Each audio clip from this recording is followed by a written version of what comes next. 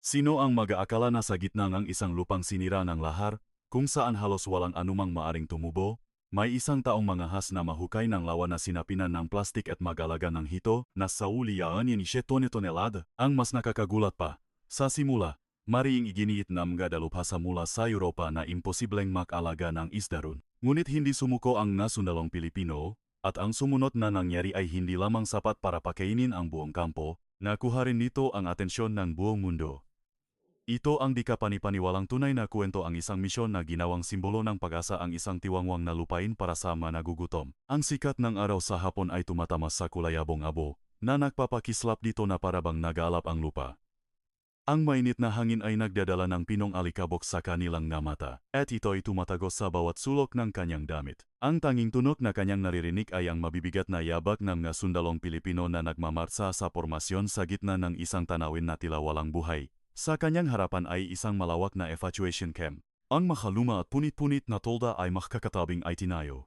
Maraming maliliit na bata ang nakatayo at nakatingin, na may malalalim na makamata. Ilang ina ang yumayakap sa kanilang mapayat at sakiting anak na halos butot balat na lamang. Ang nga matatanda ay nakaupo ng hindi gumagalaw sa ilalim ng lilim ng malumang trapal. Ang kanilang mamukha ay nagpapakita ng ganap na kawalan ng pag-asa sa hinaharap. Kahit tubig ay kulang na, saan pa tayo kukuhan pakain? Bulong ng isang dayuhang opisyal. Tumingin siya sa paligid bago bumuntong hininga.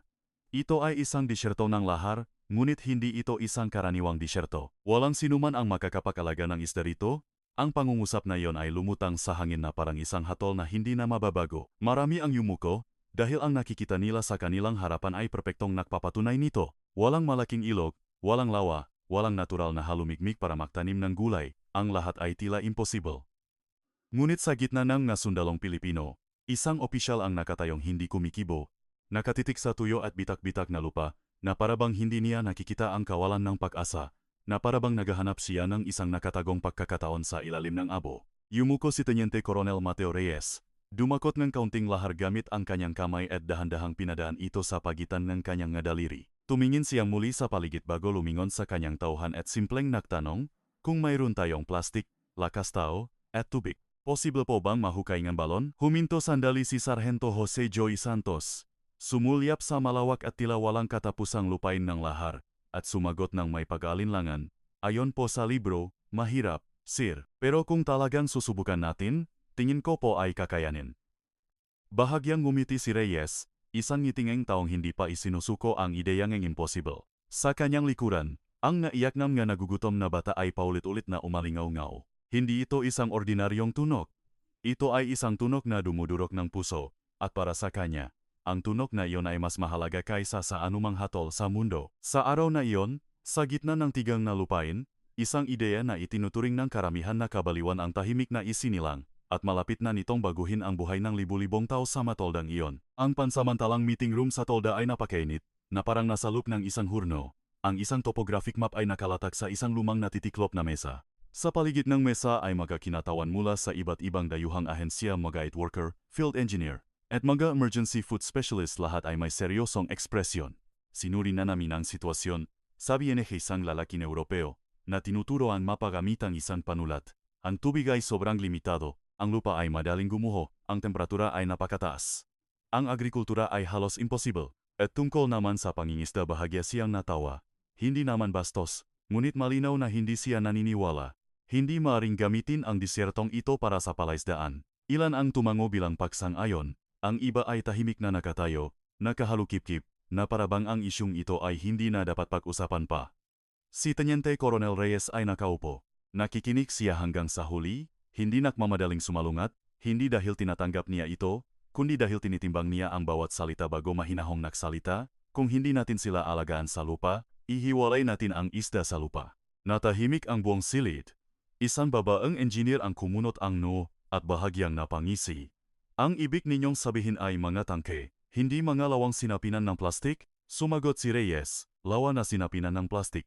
Marami ang nagtinginan na parabang narinig nila ang pinakakakaibang bagay sa araw na iyon. Muling tumawa ang lalaking Europeo, mas malakas ngayon. Mahuhukay kayo ng lawa sa gitna ng lahar at sasapinan ito ng plastik para mag-alaga ng isda? Anong isda ang makakatagal sa ganoong kondisyon? Tinitigan siya ni Reyes ng diretso sa mata. Hito, maikling ngunit tiyak niyang sagot. Ang hito ay mabilis lumaki. Matibay sa mahirap na kondisyon ng tubig, hindi nangangailangan ng malaking espasyo, at maaring alagaan sa kontroladong kondisyon kung maayos ang pamamahala sa tubig. Gagana lang ang sistemang iyan sa teorya, agad na sagot ni kabilang panig. Walang nagbago sa ekspresyon ni Reyes. Ito ay ideya, ne isang taong nagtrabaho na may tunay na mga limitasyon. Hirap na lumunok si Sargento Santos. Alam niyang hindi nagsasalita ang kanyang superior para manalo sa debate, kundi dahil ang imahe nga nagugutom na bata ay laging nasa kanyang isipan. Ang pulong ay natapos ng walang malinaw na kasunduan, walang lubos na sumangayon, walang tunay na pumayak, ngunit walang pumigil sa kanila. Dahil sa gitna ng krisis, minsan ay handa ang mga tao na bigyan ng pagkakataon ng pag-asa, gaano man ito ka-imposible. Paglabas sa tolda, tumingala si Reyes sa maputlang kalangitan bago sinabi sa kanyang pangkat, hindi mahalaga kung ano ang paniniwala nila. Ang tinitingnan ko ay ang gutom sa mga matangang mga tao. May kanin pa naman po tayong makakain, mahinang tanong ni Sargento Santos.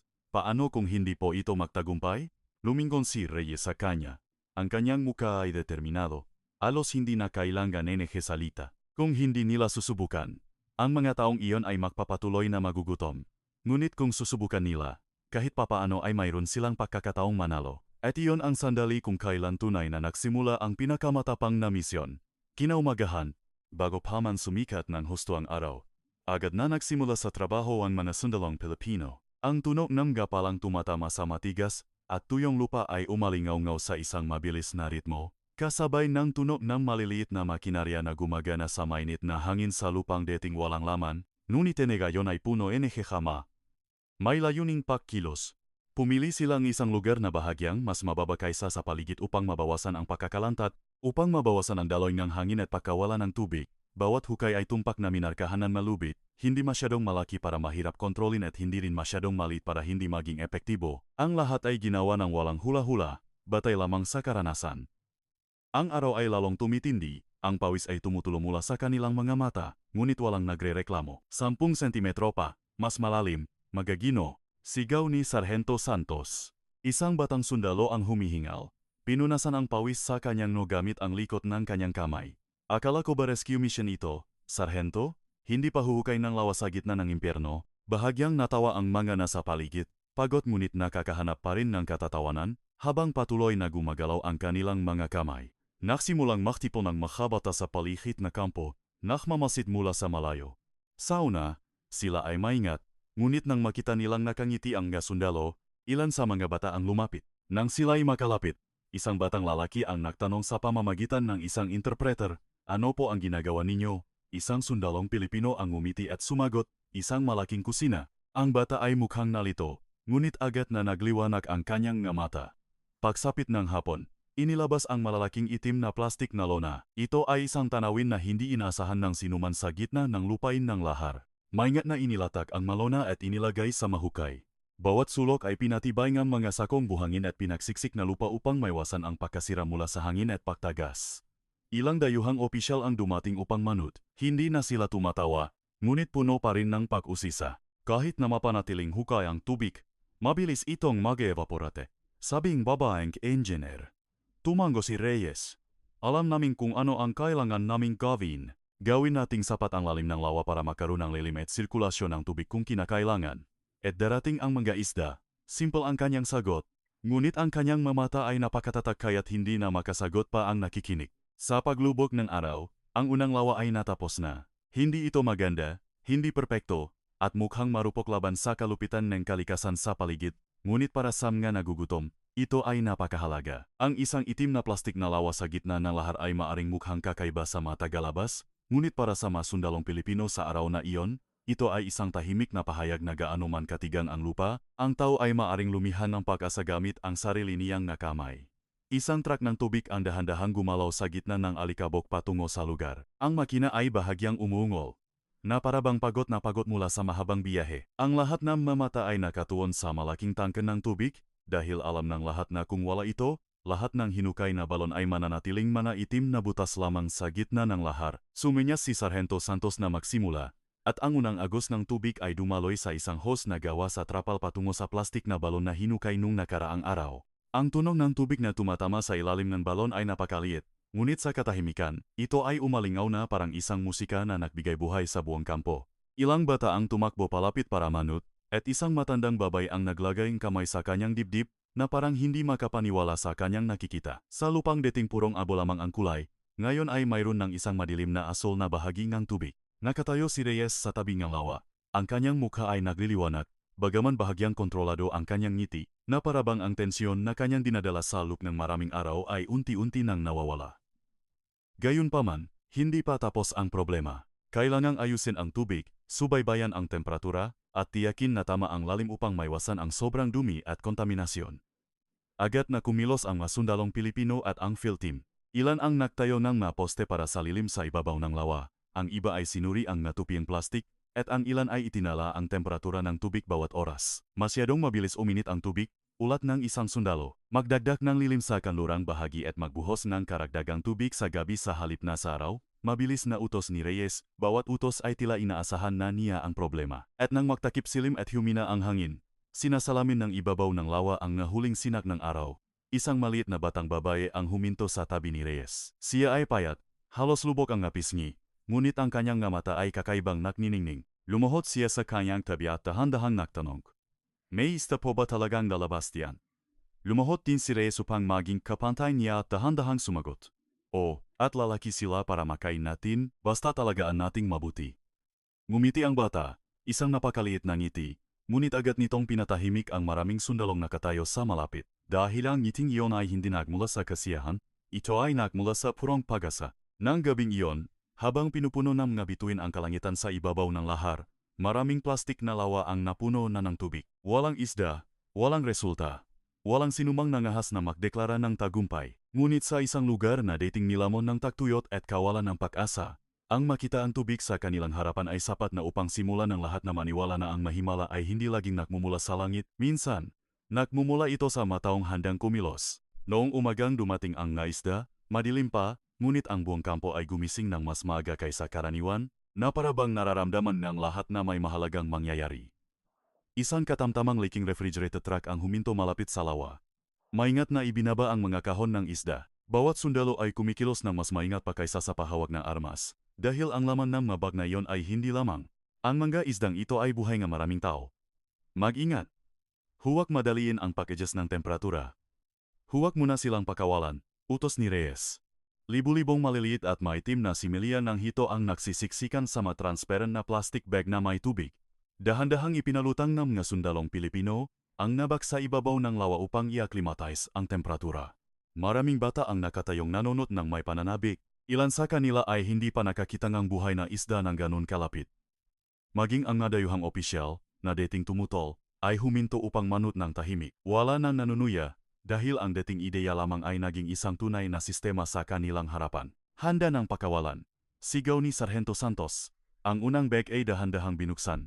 Unti-unting humalo ang tubig sa loop sa tubig ng lawa bago lumangoy palabas ang maliliit na isda sa makawan, na parang maraming malilit at may ching na anino. Daan-daang maliliit na buhay ang kumalat sa ibabaw ng tubig, at agad na isang sigaw ng tuwa ang umalingaw mula sa mga bata. Isang batang lalaki ang pumalakpak pa, habang isang matandang babae ang nagtaas ng kanyang kamay na parabang nagpapasalamat sa Diyos. Tinitigan ni Reyes ang umalon-along tubig.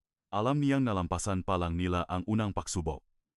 Pagkatapos nito, mayroon pa ring maproblema sa pagkain ng isda, kalidad ng tubig, sakit, sukat, at mga posibleng pagkalugi na maaaring mangyari anumang oras. Sa kabila nito, pinahintulutan niya ang sarili na makaramdam ng tahimik na pagmamalaki. Mula ngayon, kailangan nating magbantay ng mabuti, sabi ni Reyes sa kanyang pangkat. Hindi nagsasalita ang mga isda, ngunit kung mayroong anumang magsimulang makamali, dapat nating malaman bago pa mahuli ang lahat. Sa buong araw, ang mga sundalo ay nagahalinhinan sa pagbabantay sa lawa, sinusubaybayan ang kondisyon ng tubig, sinusukat ang kaantas nito. Ang pagbibigay ng pangunahing oksigen at pagpapakain sa isang mahigpit na schedule ay ginawa na parang isang estratehikong misyon. Pagsapit ng hapon, bumalik ang batang babae mula kahapon. Matagal niyang tinitigan ang tubig bago marahang nagtanong, mabubuhay po kaya sila? Tumingin si Reyes sa lawa, sa maisda, at tapat na sumagot. Hindi natin alam ang lahat, pero gagawin natin ang lahat na makakaya natin. Ang sagot ay hindi maganda pakinggan, ngunit ito ang katotohanan. At kung minsan ang katotohanan, kasama ng determinasyon, ay mas nakapagpapasigla kaysa sa anumang magagandang pangako, sa paglubok ng araw, lahat ng lawa ay puno ng buhay. Sa gitna ng lupain ng lahar, kung saan sinasabing hindi mabubuhay ang isda, libu-libong hito ngayon ang gumagalaw sa tahimik na kadiliman, handa nang lumalaki sa gitna ng matunok ng kampo militar. Mabilis na lumitaw ang mga problema sa loob lamang ng ilang araw. Mas mabilis uminit ang temperatura ng tubig kaysa sa inaasahan. Sa ilang hapon, halos kumukulo ang ibabaw ng tubig, na nagiging sanhi ng mas madalas na pagkahon ng maisda para huminga. Isang babala ang agad na tumuno sa isip ni Reyes. Kung hindi nila ito maayos ng mabilis, lahat ng isda sa lawa ay maaring mamatay sa maikling panahon. Nagutos siya na magdagdag ng isa pang layer ng shade net at mamahagi ng tubig ng mayos. Sa gabi at bago magumaga, agad na kumilos ang bawat sundalo. Isang bagong trapal ang ikinabit sa isang bahagi ng lawa, at mabilis na binuo ang nakahoy, bakal, at lubid para maging isang balangkas. Kasabay nito, isang pangkat ang nakayos ng iskedule ng pagpapakain upang mabawasan ang stress sa mga isda sa panahon ng sobrang init. Ngunit ang mga problema ay hindi lamang mula sa kalikasan. Sinabi na namin sa iyo, napakadelikado, sabi ng lalaking Europeo, na naglalakat-lakat upang suriin ang lugar. Ang kanyang muka ay nag-aalala habang pinagmamasdan ang naisdang hirap huminga. Kung mamatay lahat ng isda, masasayang ang tubig, enerhiya, at oras mo. Kinujom ni Sargento Santos ang kanyang kamao. Ngunit pinihilan siya ni Reyes gamit ang kanyang kamay. Mahinahong sumagot, walang rescue mission na walang pangganib. Bumuntong hininga ang lalaki.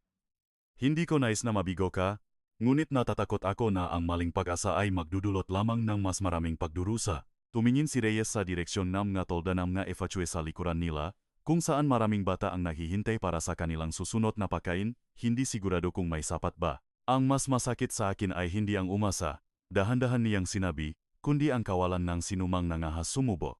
Nang gabing iyon, halos walang tulog ang buong pangkat. Ilang isda ang nagsimulang manghina at kailangang ihiwalay. Kailangang palitan ang tubig, at kailangan silang bantayan bawat oras. Ang nayabak ng nasundalo ay patuloy na umalingaw-naw sa paligid ng lawa. Sa gabi, sa ilalim ng maputlang-puting ilaw ng flashlight, isang batang sundalo ang nakaupo sa tabi ng lawa at bumulong kay Sargento Santos, Sargento, kung mabuhay ang naisda, marami tayong matutulungang tao. Tumingin ang sarhento sa tubig at sumagot, pero bago natin matulungan ang mga tao, kailangan muna nating iligtas ang mga isda. Ang mga simpleng salitang iyon ay naging isang kasabihan na natandaan ng lahat sa pangkat. Kinaumagahan, bahagyang bumaba ang temperatura ng tubig, at mas kaunting isda ang umahon para huminga. Tahimik na pinagmasdan ni Reyes ang lawa saglit bago bahagyang tumango, na parabang sa wakas ay pinahintulutan na niyang tumibo ng normal ang kanyang puso. Hindi pa sila nananalo, ngunit sila'y hindi pa sila natatalo, at sa misyong ito, ang mabuhay pa ng isang araw ay mas mahalaga kaysa sa maintindihan ng nga tagalabas. Lumipas ang malinggo, at ang palaisdaan, na dating isang kakaibang istruktura lamang sa gitna ng lahar, ay nagsimulang maging sentro ng buhay sa evacuation camp. Madalas tumakbo ang nga bata upang tingnan ang nga isda mula pa sa umaga. Ilan pa nga ay mas tanda pa ang eksaktong oras ng pagpapakain kaysa sa mga matatanda. Pinagmamasdan nila ang lumalaking hito na may nagniningning na mga mata, na parabang nasasaksihan nila ang isang himalang nagaganap sa kanilang harapan. Isang batang lalaki na nagngangalang Miguel ang gustong-gustong tumayo sa tabi ng lawa araw-araw. Tumutulong siyang magdala ng matimba ng pagkain ng isda, tumutulong maglipit ng malubit, at tumutulong pigilan ang ibang mga bata na masyadong lumapit, kahit na siya mismo. Payat ka pa at maluwag ang damit mo, bakit ka nandito araw-araw? Tanong ng isang sundalong Pilipino na may ngiti. Sumagot si Miguel sa pamamagitan ng interpreter na may boses na mas seryoso kaysa sa kanyang edad, dahil kung lalaki ang maisda, makakakain na si nanay. Agad na pinatahimik ng sagot na iyon ang lahat. Hindi nagtagal, maraming ibang bata ang nagsimulang tumulong sa maliliit na gawain. Ang ilan ay tumutulong mag-igip ng tubig, ang ilan ay tumutulong mag-anunsyo ng oras ng pagpapakain, at ang ilan ay tumutulong magtaboy ng maibon na sinusubukang dumapo sa lawa. Nakakagulat, ang dating malungkot na kampo ay napuno na ngayon ng tawanan sa paligid ng palaisdaan. Ilang kababaihan ang nagsimulang magtanong sa masundalong Pilipino tungkol sa mapangunahing paraan ng pag-alaga ng isda. Nais nilang malaman kung gaano karaming tubig ang kailangan, paano magpakain, at kung magkakaroon sila ng pagkakataon sa hinaharap, gagawa sila ng sarili nilang maliit na lawa. Pinakinggan ni Reyes ang natanong na iyon ng may malalim na tingin. Alam niyang ang umusbong ay hindi lamang isang panandaliang mapakukunan ng pagkain, kundi kaalaman na maaring makatulong sa mga tao na maging self-reliant sa hinaharap. Isang araw, ang batang babay na dating nagtanong kung makakaroon ba talaga ng isda ay muling huminto sa kanyang tabi. Sa pagkakataong ito, mas malaki ang kanyang ngiti at itinuro niya ang isang matabang isda na lumalangoy sa ibabaw. Malaki na nga po siya, Bahagyang natawa si Reyes. Opo, sabi po namin sa inyo, sabi ngang bata, na nakatinggala sa kanya ng may malinaw na boses. Noong una, akala ko po nagsisinungaling kayo, napatawa ang mga sundalo sa paligid sa mga salitang iyon, ngunit sa puso ni Reyes, mas mabigat ang maito kaysa sa anumang papuri. Dahil sa isang mundong napakalaki ng kawalan ng pag-asa, ang isang bata, ang muling pagkuha ng tiwala ay hindi madaling bagay. Ang palaisdaan sa gitna ng lahar ay hindi lamang nagpapalaki ng isda, kundi nagpapalusok din sa kaluluwa ng nandatao. At sa isang lugar na dating umaasa lamang sa tulong mula sa labas, isang bagong bagay ang tahimik na umusbong, ang pakiramdam na kaya nating mabuhay sa sarili nating paraan. Ang unang buwan ay puno ng tensyon, ngunit sa pagsisimulan ng susunod na buwan, ang napagbabago ay naging hindi may kakaila. Ang mga isda sa lawa ay hindi na maliliit at maitim tulad noong unang araw. Sila ay matataba, malakas na lumalangoy sa ibabaw ng tubig. Sa tuwing isasaboy ang pagkain, agad na umaalon ang tubig, ang tunog ng tilamsik ng tubig ay humahalo sa tawanan. Ang mga bata sa paligid ni Sargento Santos ay gumagamit ng lambat upang kumuha ng sample para suriin habang tahimik na nanunot ang nana sa paligid na may pakabang. Nang iangat ang isang isda mula sa lawa, umalingaw-ngaw ang mga sigaw ng pagkamangha. Grabe, isang makintab na itim na hito ang malakas na pumipiglas sa lambat. Ito ay mas malaki kaysa sa inaasahan ng marami. Kinuha ito ni Reyes. Tiningnan ang bigat gamit ang matalas na mata ng isang taong may alam bago ito ibinigay sa isang opisyal para itala. Magaling, maikli niyang sinabi, ngunit mas marami pang sinasabi ang ngiti sa kanyang labi, mabilis na kumalat ang balita sa buong kampo. Ang makadating nagdududa ay nagsimulang lumapit upang makita ito mismo. Ang ilan ay tahimik na nakatayo at nagmamasid. Ayaw pa ring tanggapin na ang itinuturing nilang imposible ay nangyayari sa kanilang harapan. Nang hapong iyon, bumalik ang grupo ng madayuhang opisyal. Sa pagkakataong ito, wala ng tawanan, wala ng mapanlibak na tingin, kundi tunay na pakamangha lamang. Matagal na tinitigan ng lalaking Europeo ang lawa bago dahan-dahang nagsalita. Kailangan kong aminin, hindi ko inakalang abot ito sa ganito. Hindi agad sumagot si Reyes. Tiningnan lamang niya ang mga isdang lumalangoy sa tubig at mahinahong sinabi, "Tama po. Pero ngayon, alam na nating possible." Tumango ang lalaki, kitang-kita ang pagbabago sa kanyang muka. Kung mapapanatili ninyo ang sistemang ito, ang produksyon ay maaring mas mataas pa kaysa sa inaasahan. Ang pangungusap na iyon ay nakpangiti ng palihim kay Sargento Santos, dahil ito ay isang pakilala mula sa taong dating nagsabing imposibleng mag-alagan ng isda sa disyerto. Nagpulong ang tropang Pilipino sa ilalim ng ilaw ng kampo. Pinag-usapan ang unang ani. Kinakalkula nila ang timbang, ang bilang na kailangang ipamahagi, at nagplano na magtabi ng ilan para sa pagpaparami sa hinaharap. Lahat ay dapat tumpag dahil ang tagumpay na ito ay hindi lamang tungkol sa pagbibigay ng isang pagkain. Ito ay isang sistema na maaring magligtas ng maraming buhay. Tiningnan ni Reyes ang manumero sa kanyang kamay at sinabi ng mahinang ngunit tiyak, kung magpapatuloy ito, hindi lang tayo makakaroon ng sapat na isda para ipamahagi, baka makaani pa tayo ng tonelada. Pinatahimik ng mga salitang iyon ang lahat, dahil dati itong isang malayong pangarap, ngunit ngayon ay unti-unti nang nagiging katotohanan. Dumating ang araw ng unang ani na may malakas na hangin at kulay abong kalangitan. Tila gising na ang lahat sa kampo. Kagabi, mas maagang kumalat ang balita na ngayon ang unang araw ng tunay na pag-aani. Marami ang hindi naniwala hanggang sa makita nila ito mismo. Inihanda ng mga sundalong Pilipino ang mga kagamitan bago pa man sumikat ang araw. Malambat, timba ng tubig, lalagyan ng isda, sorting table, at lugar para sa pagtimbang ay nakaayos ng sistematiko. Mukha itong isang operasyong militar, ngunit sa pagkakataong ito ang target ay hindi labanan, kundi ang laban sa gutom. Nagutos si Reyes na dahan-dahang hilahin ang isang malaking lambat sa lawa. Hindi mabilang na hito ang pumipiglas sa ilalim ng tubig. Umalingaw-ngaw ang sigawan ng tuwa ng mabata, habang maraming matatanda ang nakatayong hindi kumikibo, kitang-kita sa kanilang namuha ang pagkamangha at hindi makapaniwala. Dosa-dosa ng matatabang isda ang sabay-sabay na nakuha sa unang hila, na lumihan ng isang maingay na kapaligiran. Tunay na isda, at ang lalaki pa, bulong ng isang babae. Mabilis na inuri ni Sargento Santos at kanyang pangkat ang naisda, inilagay sa mga lalayan, tinimbang, itinala ang datos, at dinala sa lugar ng pagluluto at pamamahagi. Ang ilan ay agad na ipinadala sa kusina ang kampo. Ang masarap na amoy ng sariwang isda sa mainit at tuyong hangin ay nakpalunok sa marami. Patuloy na inani ang mga lawa sa buong araw, at patuloy na tumaas ang kabuwang timbang hanggang sa ang mga tauhan na nagtatala ng datos ay nagsimulang magpalitan ng mga salitang hindi makapaniwala. Higit pa sa inasahan natin, bulong ng isa. Nang matapos ang opisyal na pagtimbang, Ipinadala ang kabuwang bilang sa kusina. Tiningnan ito ni Reyes saglit bago itinaas ang kanyang ulo at malinaw na ipinahayag sa buong pangkat, nagawa natin. Tontonalada. Walang malakas na sigawan, kundi isang kakaibang mabigat na katahimikan. Bago ito sumabog sa palakpakan, tawanan, luha, at mga salita ng pasasalamat mula sa mga nasa paligid, lumapit ang lalaking Europeo at huminto sa harap ni Reyes. Taos-puso niyang inilahat ang kanyang kamay. Nakamali ako, sabi ni Reyes, na mahigpit na kinamayan siya. Hindi mahalaga kung sino ang tama o mali, ang mahalaga, nakakakain ang nagugutom. Natigilan ang lalaki sa sinabing iyon. Sa lugar ng pamamahagi, nakatayo ang isang batang lalaki na nangangalang Miguel, mahigpit na hawak ang kanyang metal na mangkok.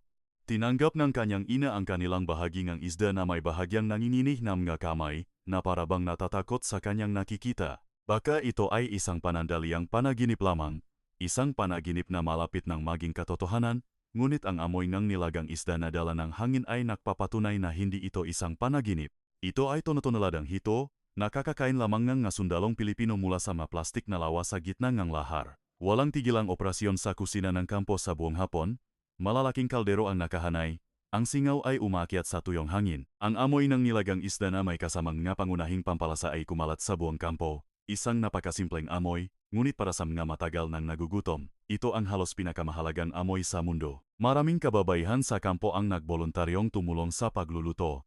Naglinis sila, naghiwa, naglaga, at maingat na hinati ang nga isda.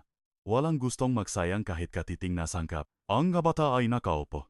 Pumila sila, hawak ang kanilang mamangkok, ang mamata ay nakatutok sa distribution point, na parabang natatakot na kung lilingon sila, mawawala ang kanilang pagkain. Nang ihatid ang unang bahagi ng pagkain, isang kakaibang katahimikan ang bumalot.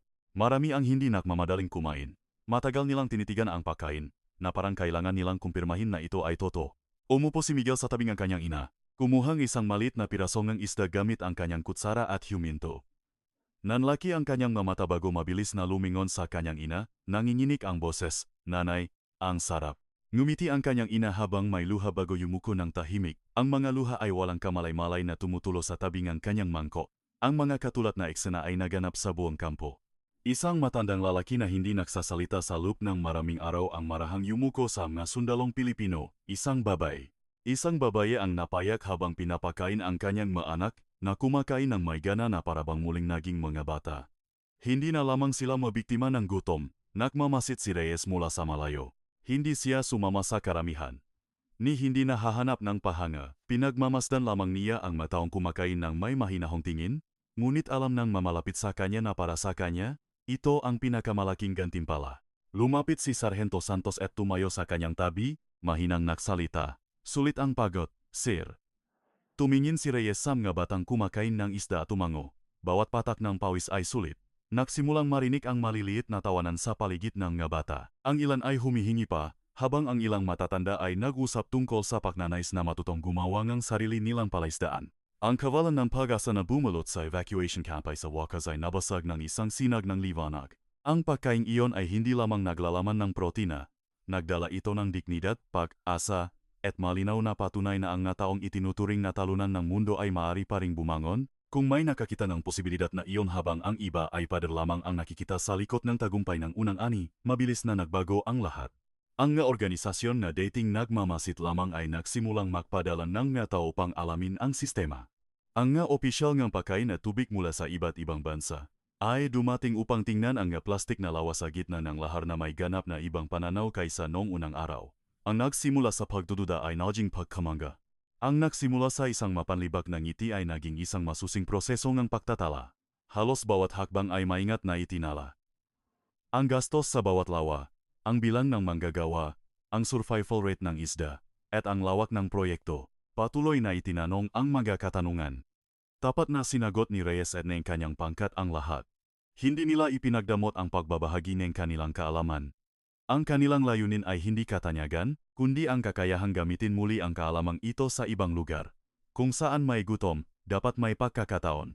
Isang maliit na pagpupulong ang ginanap malapit sa lugar ng kampo. Sa halip ng mga numero lamang sa papel, sa pagkakataong ito ay may mga tunay na lawa, tunay na isda, tunay na ani, at mga taong nabusok, lahat ay nakatayo sa paligid bilang mga saksi. Muling tumayo ang lalaking Europeo upang magsalita sa harap ng dosa-dosa ng tao. ang kanyang boses ay puno ng damdamin. Seryoso ang boses. Noong una, naniniwala ako na ang ganitong uri ng lupain ay hindi angkop para sa aquaculture. Ngunit ang ginawa ng tropang Pilipino ay nagpapakita na kung ang sistema ay dinisenyo ng angkop sa malimitasyon. Ito ay ganap na posible at nagbibigay ng tunay na resulta. Pinatahimik ng pangungusap na iyon ang lahat sa pulong na sinundan ng palakpakan. Lumingon si Sargento Santos kay Reyes at bahagyang ngumiti. Parehong tao pa rin tulad noong unang araw, ngunit isang ganap na naibang tao, simpleng sagot ni Reyes.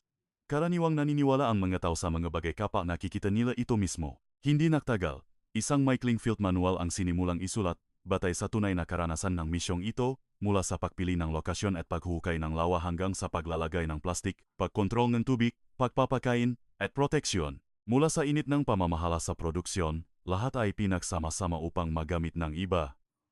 Ang nagsimula bilang isang baliw na ideya sa isang araw na lahat ay umiling, ngayon ay nagiging isang halimbawa. Hindi dahil ito ay maluho, hindi dahil ito ay makastos, kundi dahil ito ay simple, praktikal, at tunay na nagliligtas ng makabuhay. Nang hapong iyon, habang ang malambot na sikat ng araw ay bumabalot sa lupain ng lahar, sinasalamin ng itim na plastik na palaisdaan ang liwanag na lumilikha ng isang kumikinang na sinag. Ang imahang iyon ay hindi lamang isang larawan ng panandaliang tagumpay. Ito ay isang sagot sa buong mundo. Ang malimitasyon ay hindi laging pumapatay ng posibilidad. Minsan, naghihintay lamang sila sa mataong sapat ang tapang upang lampasan ang mga ito. Ang huling alon bago umalis si Reyes at ilan sa kanyang pangkat. Nang paalis na sila sa lugar, isang malamig na hangin ang dumaan sa kampo, isang bihirang pangyayari. Puno ng bituin ang kalangitan, ang palaisdaan sa gitna ng lahar ay tahimik. Paminsan-minsan lamang maririnig ang mahinang alon ng tubig na parabang ito ay humihinga. Huling sinuri ni Reyes ang malawa, nakita niya si Miguel na nakaupo sa tabi ng kanyang ina. Ngumiti ang bata sa kanya at itinaas ang isang lumang mangkok na parabang ito ay isang mahalagang kayamanan, kahit na wala itong laman. Busog po akong gajon, sabi ni Miguel sa pamamagitan ng interpreter. Ang ilang salitang iyon ay mas tumago sa kanya kaysa sa anumang papuri. Medyo malayo, ang batang babae ay tumutulong sa mga matatanda na magsaboy ng pagkain ng isda. Mabilis siyang kumilos na parabang siya ang may-ari na palaisdaan. Ilang kababayan sa kampo ang nagsimulang sumubok. Sinubukan nilang gumawa ng maliliit na taniman malapit sa malawa, umaasang samantalahin ang maingat na pinamamahalaang supply ng tubig. Ang ilan ay tumulong magtayo ng magaharang sa hangin at magaposte para sa lahat, na malinaw na nagpapakita na ang misyong ito ay hindi lamang tungkol sa pagkain, kundi tungkol sa kaligtasan. Tumayo si Sargento Santos sa tabi ni Reyes at mahinang nagsabi, "Naalala niyo pa po ba yung unang araw, sir?" Nung sinabi nilang imposible mag-alaga ng isda sa disyerto, tumingin si Reyes sa palaisdaan, sa mga tolda ng Mana Efachue, kung saan ngayong gabi ay mas marami ang tawanan ng mga bata kaysa sa luha, at dahan-dahang sumagot, "Naalala ko ang araw na iyon." Huminga ng malalim si Reyes bago bahagyang ngumiti. "Ngayon, hindi tayo tinalo ng lahar." Tiningnan siya ni Sargento Santos ng may pagtataka. Nagpatuloy si Reyes, "Ngayon, hindi tayo tinalo ng lahar." Kinaumagahan, ito ay nakalutang ng hindi gumagalaw sa hangin. Bago umalis ang truck ng militar sa kampo, isang malaking grupo ang nahatid dito. Walang magarbong seremonya, walang malalaking banner, kundi mga tingin lamang na nagbago mula nung unang araw mula sa kawalan tungo sa isang maliit na sinag ng pag-asa. Isang matandang babae ang yumuko ng may paggalang, kumaway ang nga bata, tumakbo ng ilang hakbang si Miguel sa likod ng truck at sumigaw ng buong lakas, "Salamat po." Ang boses na iyon ay umalingaw-ngaw sa gitna ng lahar, at marahil ay pinatahimik nito ang lahat ng panunuya na minsang binikas. Dahil sa huli, hindi lamang ito nagpatunay na maaring mag-alaga ng isda sa lahar. Pinatunayan din nito na kapag ang tao ay may puso, tapang, at hindi sumusuko sa salitang imposible, kahit na ang pinakatigang na lupain sa mundo ay maring maging isang lugar ng buhay. Ang dating itinuturing na imposible ay naging mapagkukunan ng buhay. Nasa huli nakdulot ng tanawin ng tonaladang hito na nagligtas sa hindi mabilang na buhay. Pinatutunayan ng kwentong ito na minsan ang mga himala ay hindi nagmumula sa swerte, kundi sa makataong hindi sumusuko sa harap ng kahirapan. At iyon ang dahilan kung bakit ang misyon ng masundalong Pilipino ay hindi lamang nagbago ng isang piraso ng lupang abo. Binago nito ang puso ang lahat sa kampo magpakailanman.